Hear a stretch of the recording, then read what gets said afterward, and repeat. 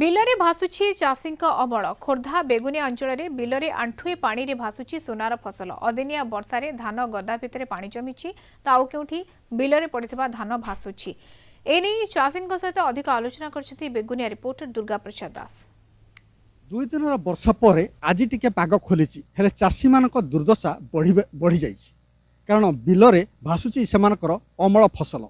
କେମିତି ସେଗୁଡ଼ିକୁ ଆଦାୟ କରିବେ ତାକୁ ନେଇ ଏକ ପ୍ରକାର ଚିନ୍ତାରେ ଅଛନ୍ତି। କାରଣ ବେଗୁନିଆରେ ସର୍ବାଧିକ 85 ମିଲିମିଟର ବର୍ଷା ହୋଇଥିବା ଯାହା ରେକର୍ଡ କରାଯାଇଛି। ତେବେ ଆଗକୁ ଆହୁରି ମଧ୍ୟ ଆସୁଛି ବର୍ଷା। କେମିତି ଚାଷୀ ପୁଣି ଏହି ଧାନଗୁଡ଼ିକୁ ଅମଳ କରିପାରିବ ସେମାନେ ଚିନ୍ତାରେ ଥିବା ଆମ ପାଖେ ଜଣେ ବେଗୁନିଆ ଅଞ୍ଚଳ ଚାଷୀ ଅଛନ୍ତି। ତାଙ୍କୁ ପଚାରି ବୁଝିବା କେତେ ଆପଣଙ୍କର ଜମି ଚାଷ କରିଥିଲେ, କେମିତି କ'ଣ କ୍ଷତି? 4 ଏକର ଜମି ମୁଁ ଚାଷ କରିଛି। ପାଣି ବୁଡ଼ିକି ଅଛି, ଅଧେ ଗଦା ମରା ହେଇଥିଲା, ପାଣି ଜରି ଫରି ଉଡ଼ିକି ପଶି ଯାଇଛି, ପାଣି ତଳକୁ ଗଜା ହେଲାଣି। ଆଉ 2 ଏକର ପଡ଼ିଛି, କଟା ହେଇକି ପାଣିରେ ଭାସୁଛି। ଆଉ କ'ଣ କେମିତି କରଜ ବାଜ କରି ପ୍ରଶାସନ ଦେଖା ନାହାନ୍ତି, କିଛି ନାହିଁ। ପାଣି ବୁଡ଼ି ଭାସୁଛି ଧାନ, ଆଉ କ'ଣ କରିବୁ? ଟେକା ଟିକେ ଶୁଖେଇ ଯାହା ଆଣିବୁ, ଯାହା ରହିବ କ'ଣ କରିବୁ ଆଉ।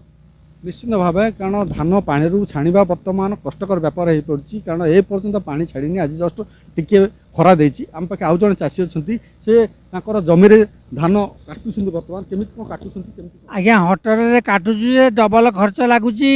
ଧାନ ପୁରାପୁରି ଅଧେ ଶୋଇପଡ଼ିଛି ତଳକୁ, ପୁରାପୁରି ଲେଫା ମାରିକି କାଦୁଅ ପଙ୍କରେ ଏତା ହେଇଛି।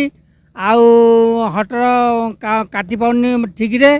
ଆଉ ଆମେ ବର୍ତ୍ତମାନ ଚାଷ ଜମି ଚାଷ କରୁଛୁ 5 ଏକର। ପାଖେ ଆଉ ଜଣେ ଚାଷୀ ଅଛନ୍ତି, ମୁଁ କ୍ୟାମେରା ପର୍ସନ ଦେଖେଇବି ସେ କେଉଁ ପ୍ରକାର ଧାନକୁ ପାଣିରୁ ଛାଣୁଛନ୍ତି ଦେଖେଇବେ। ଆମେ ମଧ୍ୟ ସେ ଚାଷୀଙ୍କ ପାଖକୁ ଯିବା, କି ଅବସ୍ଥା ଏବଂ କେତେବେଳୁ ଆସିକି ଲାଗିଲେଣି, ବର୍ତ୍ତମାନ ଅବସ୍ଥା କେମିତି ଅଛି। ଭାଇ ଆପଣଙ୍କ ପରିଚୟଟା? ହରିବଂଶ ଦାସ ମୋ ନାଁ। ମୁଁ 19 ମାଣ ଚାଷ କରିଛି। ବର୍ତ୍ତମାନ ପାଣିରେ ଭିଜିକି ଭାସୁଛି। ମୁଁ ତାକୁ ଖେଳଉଛି, ଆଡ଼ଉଛି ଟିକେ ଟିକେ ଲାଗିକି। ଆଉ କ'ଣ କରିବି? କେମିତି ମଣ୍ଡିରେ ଦେବି ଧାନ? ଆଉ ତ ଧାନ ସବୁ 3ଟା ଝିଅ ବାହା କରି ଲୋନ୍ କରିଛି, କେମିତି ସୁଝିବି ବୋଲି ମୋ ଚିନ୍ତା ଲାଗୁଛି। ମୁଁ ସେସବୁ ମୁଣ୍ଡରେ ହାତ ଦେଇକି ବସିଛି। ନିଶ୍ଚିତ ଭାବେ ସମସ୍ତ ଚାଷୀଙ୍କ ଦୁର୍ଦ୍ଦଶା ବଢ଼ିଯାଇଛି। କାରଣ ଆଗକୁ ଆଉ ଯେଉଁ ଲଘୁଚାପ ଆସୁଛି ତାକୁ କେମିତି ସାମ୍ନା କରିବେ। କାରଣ ଏଇ ଯେଉଁ ଲଘୁଚାପ ବର୍ଷା ପରେ ଆହୁରି ଗୋଟେ ଲଘୁଚାପ ଯାହା ସମ୍ଭାବନା ଦେଖାଦେଇଛି, ତାକୁ କେମିତି ସାମ୍ନା କରିବେ ତାକୁ ନେଇ ମଧ୍ୟ ଏକ ପ୍ରକାର ଚିନ୍ତା ଘାରିଲାଣି ଚାଷୀଙ୍କ ମନରେ।